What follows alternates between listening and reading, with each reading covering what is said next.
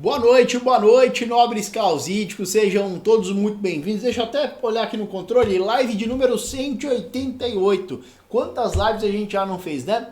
Bom, para você que está aí do outro lado, se é a primeira vez que está aqui, seja muito bem-vindo, seja muito bem-vinda. Meu nome é Mário Guarnieri, eu sou advogado criminalista, atuo na área há mais de 13 anos e tenho este projeto aqui de levar conhecimento prático da advocacia criminal para advogados que desejam atuar nessa área, que querem mudar, querem iniciar na advocacia por essa área, ou até já estão há algum tempo, ali a advocacia está travada e querem deslanchar. E aqui eu trago sempre conhecimento prático para que os advogados possam compreender a prática da advocacia criminal e consigam atuar com segurança, conseguindo assim bons resultados e com esses resultados ter uma maior visibilidade no mercado, indicação de novos clientes, tudo isso para que você consiga ter uma advocacia de fato que você deseja, rentável, ser bem remunerado e bem remunerada. Esse é o intuito aqui do meu projeto, levando conhecimento prático.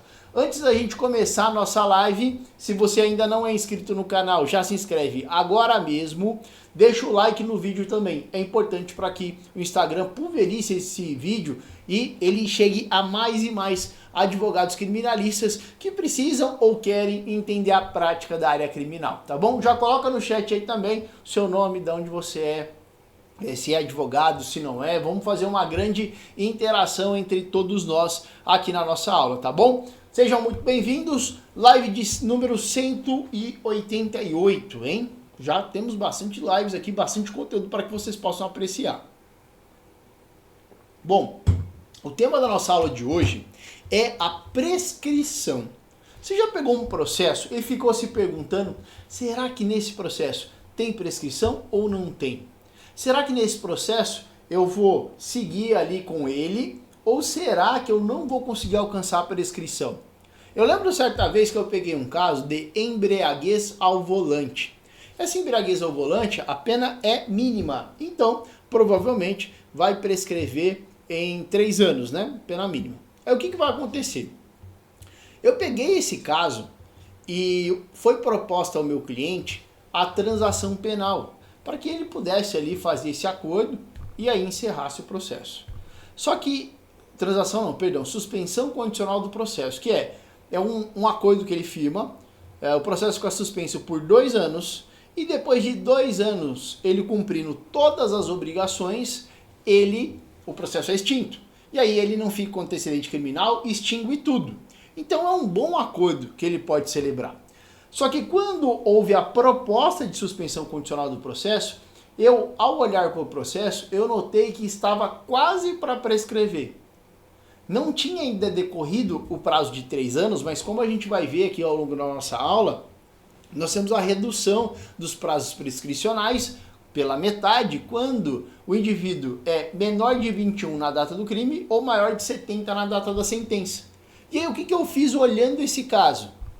Eu não aceitei, falei para ele, não vamos aceitar. Por mais que ainda não tinha atingido 1 ano e meio, que é a data de prescrição, falei, não vamos aceitar o acordo porque esse processo ainda está no início.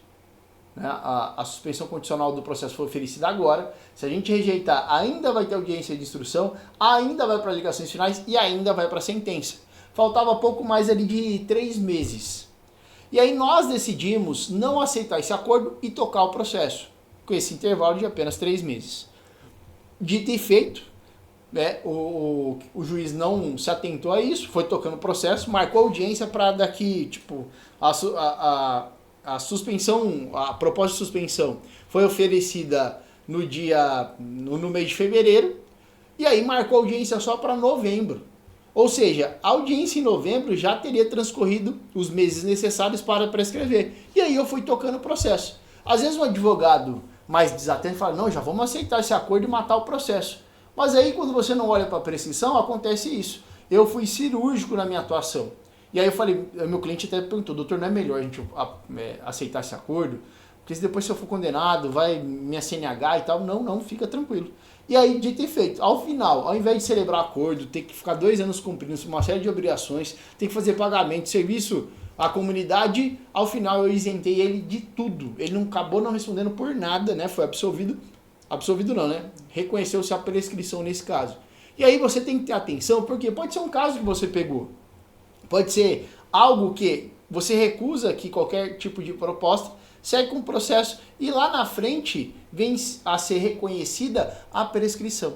Então é algo que você precisa se atentar, precisa ver e precisa saber pensar e ver como que você vai contar o prazo prescricional, certo? Então, com base nessa demanda, nessa necessidade, é que eu montei essa live aqui especial para vocês, tá? Vamos lá, deixa eu abrir a tela aqui.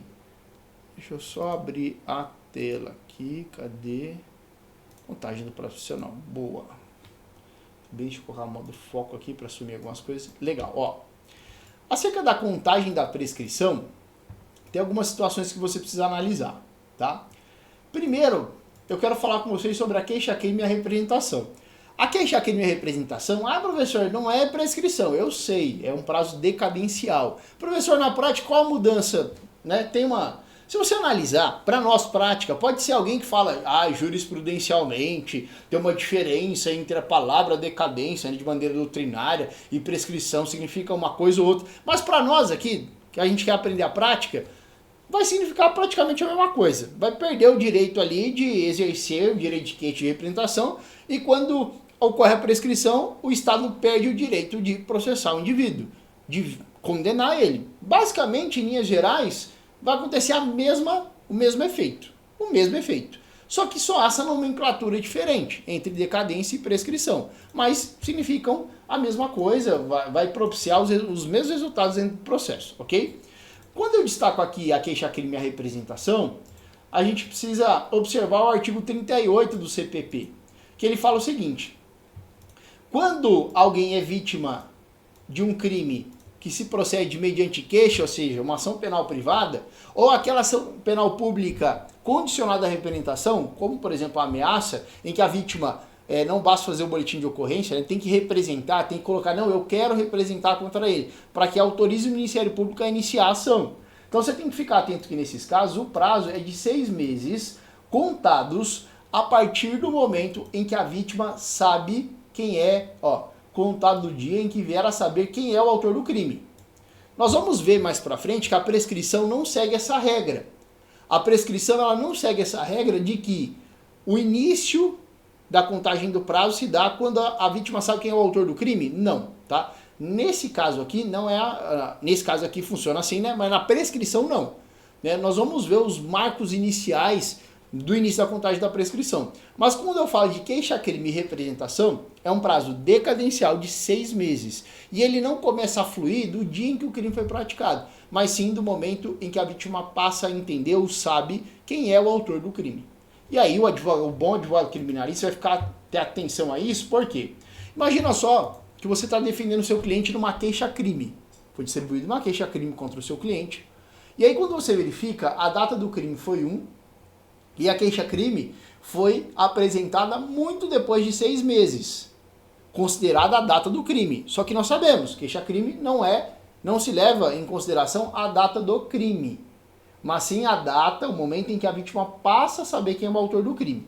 E às vezes alguns advogados, para modular essa situação, falam que a vítima tomou conhecimento de quem é o autor do crime muito depois, para não se operar ali a decadência. Perfeito? Ok. Só que aí o que vai acontecer diante desse cenário aqui? Na audiência de instrução, você indaga a vítima. Então, você viu ali ele ofendendo a sua honra, dizendo que você é uma pessoa assim, assim, assado nas redes sociais, né? Sim. E você viu no momento em que ele publicou, logo depois, como foi? Não, eu olhei a postagem ali, 2 horas que ele publicou, eu já tinha visto ali, estava de maneira aberta nas redes sociais e eu vi. 2 horas depois que ele publicou, eu já vi lá. E você conhece ele? Não conheço, eu sei quem ele é fulano de tal e tal. Né? E como é que você sabe que ele é o autor? Porque eu conheço, tá lá o nome dele, a rede social dele. Então isso denota o quê? Que a vítima sabia no momento da publicação quem era o autor e não descobriu quem é só depois, para modular essa questão da decadência. E aí você pegou a resposta que você precisava e você alega a decadência ali no direito de exercer a queixa. Por quê? Porque a vítima sabia no dia da publicação, no dia em que o crime foi praticado, quem era o autor do crime. Começou a fluir o prazo decadencial, não apresentou dentro do prazo, caindo por terra aquilo que foi dito, né, na inicial da queixa-crime, de que ela ficou sabendo, a vítima ficou sabendo só depois de quem era o autor do crime. Então são situações que você tem que pegar para entender. É a mesma coisa da representação. Se a vítima não representa, né, no crime de ação penal pública condicionada à representação, se não representa no prazo de 6 meses, bal, não vai mais poder representar.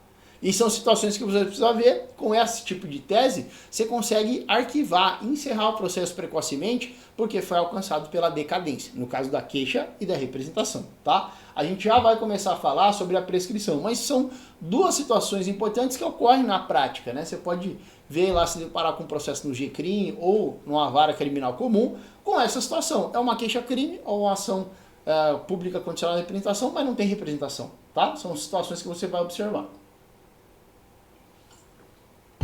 Tá. Bom, seguindo então com a nossa aula. Então nós falamos aqui primeiro sobre a queixa-crime, tá? Primeiro passo, agora nós vamos começar a falar da prescrição mesmo. Professor, como eu começo a analisar a prescrição? Primeiro de tudo, você vai olhar para o artigo 109 do Código Penal. O artigo 109, ele traz esses prazos aqui. 20 anos, 16, 12, 8, 4 e 3 anos, que é o período menor.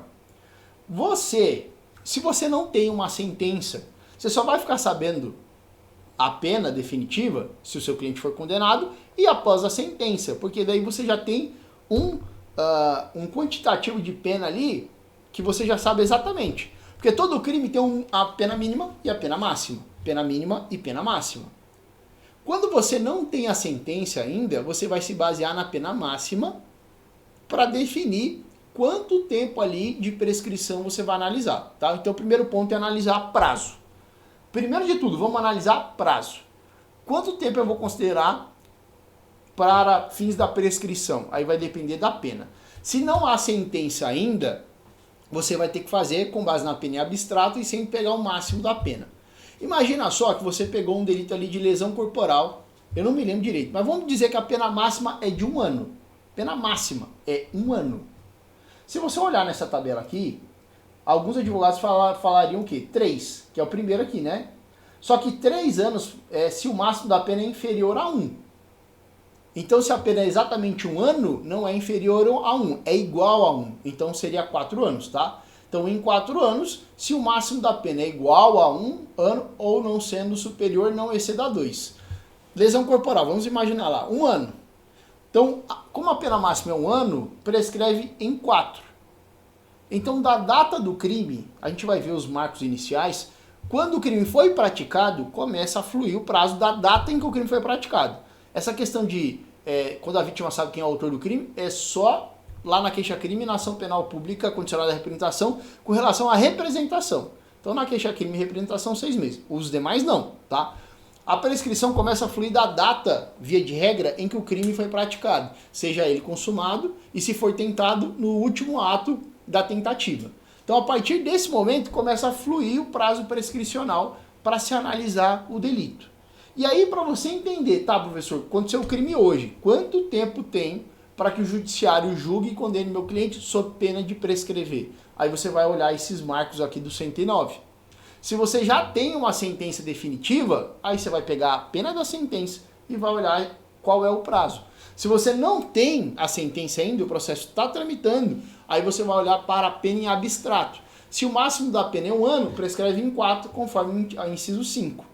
Ah, professor, o máximo da pena é 4 anos, o máximo. Furto simples, a pena máxima é 4 anos. Então vai encaixar no inciso 6 aqui, ó. Então vai prescrever em 8 anos se o máximo da pena é superior a 2 e não exceder a 4. Isso calculando no abstrato.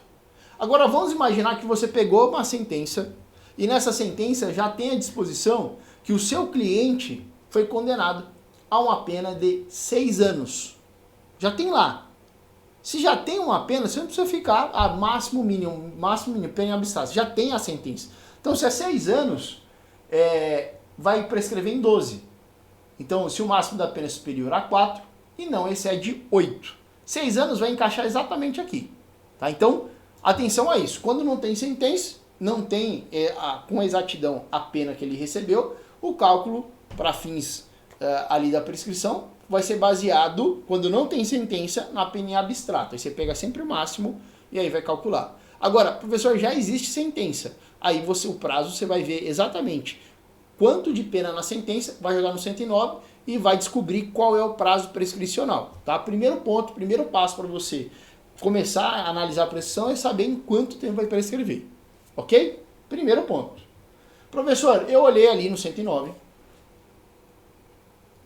e já vi que o prazo prescricional é de 4 anos. Perfeito. Se você já viu que o prazo prescricional é de 4 anos, aí você vai para a segunda análise, que é uma segunda pergunta. Redução do prazo prescricional. Ó. O artigo 115 ele tem um redutor do prazo prescricional. São reduzidos de metade os prazos de prescrição quando o criminoso era ao tempo do crime, menor de 21 anos, ou na data da sentença, maior de 70. Então o artigo 115 reduz pela metade. Se você viu na tabela do 109 lá, viu a pena em abstrato ou concreto e chegou ao resultado de 4 anos de prescrição, se ele era menor de 21 na data do crime ou maior de 70 na data da sentença, cai pela metade. Então 4 vira 2, 8 vira 4, 12 vira 6. Por quê? Porque a época do crime ele era menor de 21 ou na data da sentença maior de 70.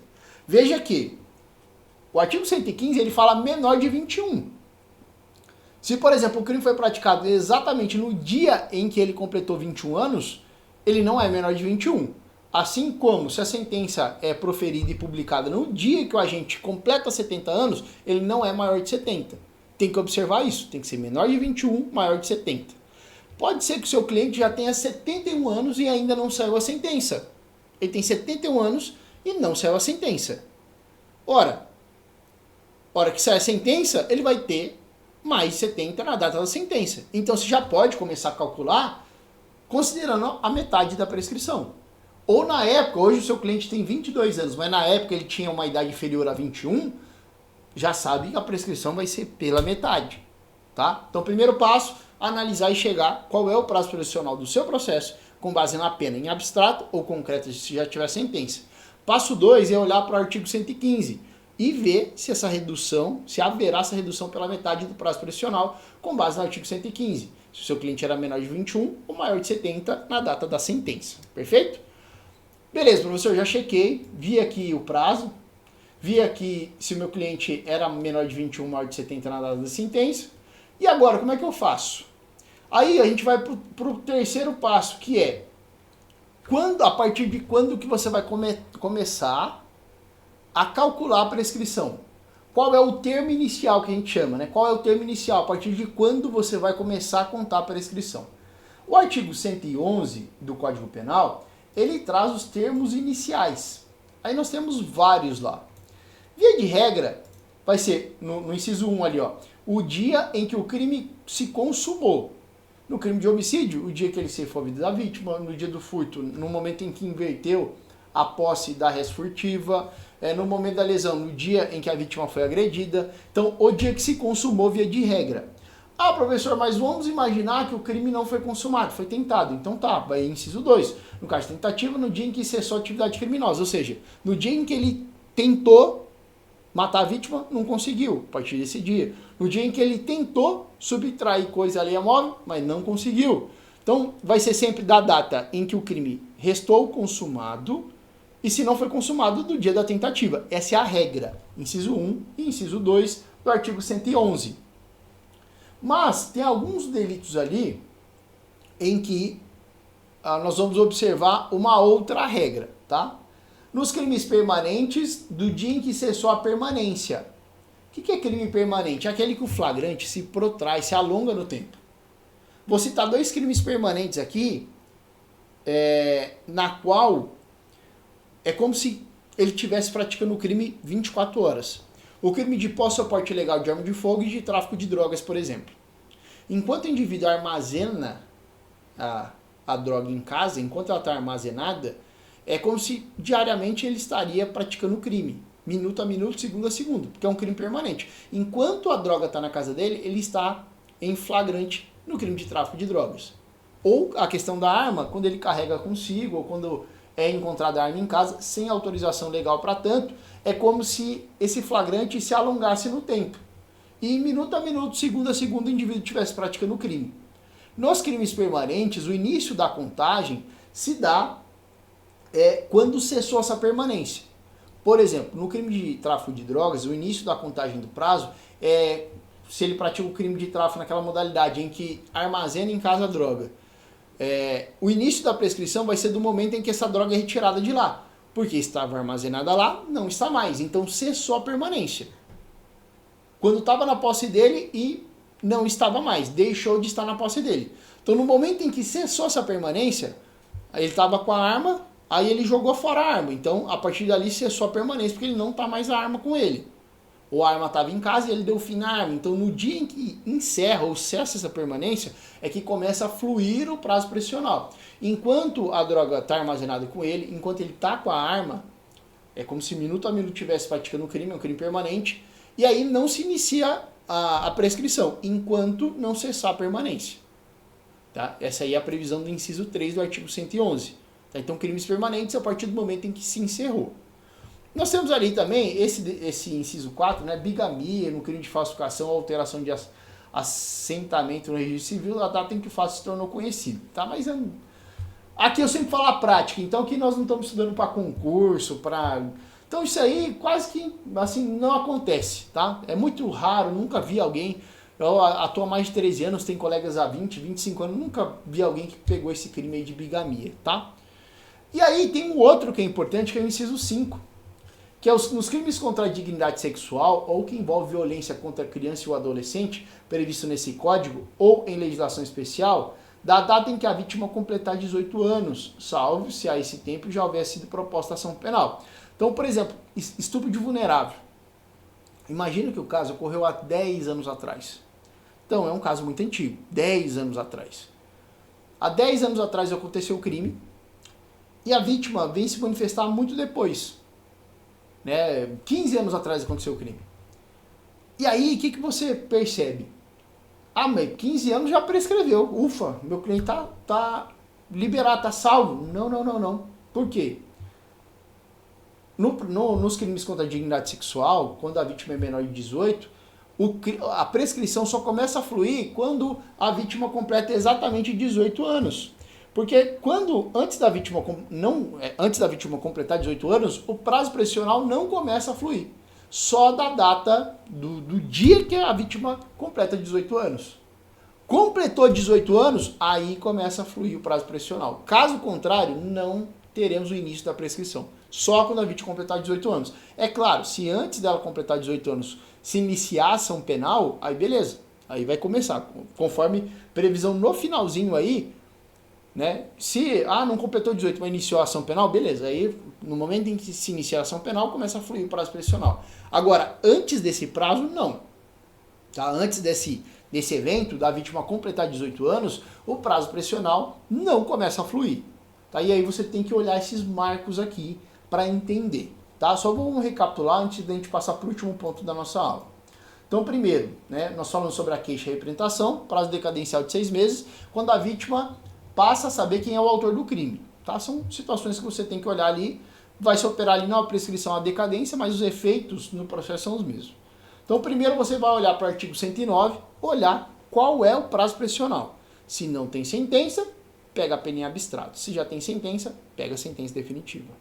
Depois, se você vai olhar se no caso incide a redução do prazo prescricional pela metade, se o seu cliente, na data do crime, na data em que o crime foi praticado, se ele era menor de 21, prazo pela metade. Agora, se ele é maior de 70 na data da sentença, então só lá na sentença proferida, se a data é maior, aí nós teremos, se ele é maior de 70, redução do prazo prescricional pela metade. Professor, a próxima. Quando vai se iniciar a contagem do prazo? Via de regra, da data em que o crime foi consumado, né, a prática do delito, se foi tentado, da data da tentativa. Nos crimes permanentes, como tráfico de drogas, aquela modalidade de armazenar em casa, ter em depósito, ou no crime de porte ou posse ilegal de arma de fogo, enquanto perdurar a permanência. Enquanto fica com a arma ali, com a droga em casa, tá, não começa a contar o prazo, só do momento em que encerrar essa permanência. Tá? Nos crimes contra a dignidade sexual envolvendo menor de 18, da data em que a vítima completar 18 anos ou no início da ação penal se ocorrer antes da vítima completar 18 anos. Perfeito? E o último ponto aqui é a interrupção do prazo prescricional. O que é isso, professor? Dentro do processo vão acontecer marcos que vão interromper a prescrição. Então eu já te adianto que, por exemplo, ali a gente viu que o início do prazo prescricional se dá da data do crime. Perfeito? Você não vai fazer uma contagem corrida até a sentença para ver se está prescrito ou não. Então você vai olhar no 109, pena em abstrato se não tem sentença, pena em concreto se já tem a sentença, viu lá na tabela do 109 que vai prescrever em 4 anos. Então você vai contar rigorosamente 4 anos da data da sentença, da data do fato até a sentença? Não. Porque nesse meio tempo ocorre um fato interruptivo. Nós temos vários, tá? E esses fatos elencados no artigo 117, eles interrompem a prescrição. Não é suspender. Qual a diferença entre suspensão e interrupção? Na interrupção zera e começa a contar tudo de novo. Na suspensão para e volta a contar de onde parou. Esses fatos aqui do artigo 117 são fatos interruptivos, ou seja, vão interromper a prescrição, vai zerar a prescrição e vai começar a contar tudo de novo. Vou mostrar aqui para vocês quais são os fatos que interrompem a prescrição. Então aqui, ó, pelo recebimento da denúncia ou da queixa, ou seja, cometeu o crime, a janela que você vai contar é da data do crime até o recebimento da denúncia. Vamos imaginar que o prazo lá você aferiu, olhou, deu 4 anos, né, o prazo prescricional. Então da data do crime até o recebimento da denúncia tem que tramitar tempo inferior a 4 anos. Se ocorreu os 4 anos ali, prescreveu. Depois você continua a contagem do recebimento da denúncia até a sentença. Que é ali o inciso 4. Pela decisão, deixa eu só arrumar isso aqui que está muito confuso, está junto aqui. Então você vai aqui, ó, pelo recebimento da denúncia e do recebimento da denúncia até a publicação da sentença ou acórdão condenatório. Então você vai contar da data do crime até o recebimento da denúncia, porque no recebimento interrompe, e do recebimento até a sentença. Da sentença até os acórdãos do TJ e depois o acórdão do STJ confirmando, né, a condenação. Ok? Então são análises que você vai fazer e vai olhar ali para se aferir se de fato, né, ocorreu a prescrição ou não. Então, se receber a denúncia, vai interromper. Com a decisão, porque lá no tribunal do júri, a gente não tem uma sentença, né, condenatória ou absolutória. Na primeira fase nós temos a decisão de pronúncia, impronúncia, desclassificação ou absolvição. Então aqui no 117, nós temos a decisão de pronúncia. Então se o juiz exara uma decisão pronunciando o réu, também interrompe a prescrição. Assim como decisão confirmatória da pronúncia, né, aí você tem a decisão da pronúncia, recorreu com reze, e o acórdão que julgou seu reze indeferiu ele e confirmou a decisão de pronúncia, também interrompe a prescrição. Aí nós temos o início ou continuação do cumprimento de pena e a reincidência. Tá? Então esses fatos aqui, eles vão interromper a prescrição. Sempre que ele ocorrer no processo, interrompe. Então os marcos que você vai contar da data do fato até o recebimento da denúncia, do recebimento da denúncia até a sentença. Da sentença até os acórdãos. No tribunal do júri, da data do fato até o recebimento da denúncia, do recebimento até a decisão de pronúncia, e o acórdão ou decisão que confirma a pronúncia também interrompe. Aí nós temos a série de interrupções. Então essas são as janelas que você vai considerar para fazer a contagem do prazo prescricional. Lembrando, sempre que ocorrer um desses eventos aí na tela, vai interromper a prescrição e ela vai voltar a ser contada tudo de novo. Tá? Zerou e começa a contar de novo. E aí, você sabendo aqui, no nosso passo a passo aqui na tela, você sabendo o prazo, você vai verificar se vai reduzir pela metade, você vai verificar quando que começa a contar e depois, considerando os prazos interruptivos, você já consegue aferir e saber o norte para onde você vai no processo. Você já consegue definir se de fato ali o seu processo está prescrito ou não está prescrito. Você vai conseguir identificar e até utilizar como estratégia ali, para você estar na beira de prescrever, você dá enrolado no processo ali, segura um pouco mais, rola testemunha para ouvir, se a testemunha falta, você não concorda com a inversão para ouvir o seu cliente, e aí você vai norteando o processo e vai ver para onde que você vai dentro ali do seu processo, tá? Então essa foi nosso encontro, nossa aula sobre a contagem da prescrição. Eu espero que você tenha gostado da aula, tá? Foi uma aula bem densa sobre prescrição. Eu espero que você tenha entendido e compreendido tudo que eu disse aqui. Espero que a aula possa ter te ajudado. Se você tiver qualquer dúvida, coloca aí, comenta, que depois eu vou olhar, eu vou responder.